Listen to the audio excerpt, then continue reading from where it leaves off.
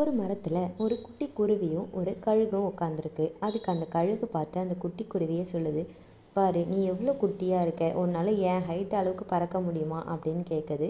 அதை கேட்டுட்டு அது உடனே பறந்து போயிடுது.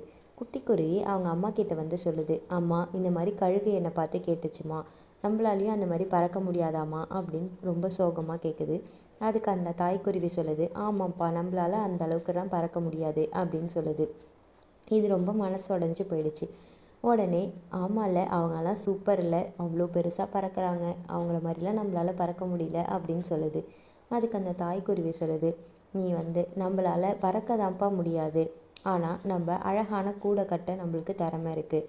அதனால் அவங்க மற்றவங்கள பார்த்து அவங்க அதை பண்ணுறாங்க இதை பண்ணுறாங்க அப்படின்னு சொல்லி நம்மளோட நேரத்தை வீணாக்கிறத விட்டுட்டு நம்மளுக்கு கொடுத்துருக்க ஆண்டவர் கொடுத்துருக்க நல்ல விஷயங்களை நல்ல விதமாக பயன்படுத்தி வாழ்க்கையில் முன்னுக்கு வரணும் அப்படின்னு சொல்லுது.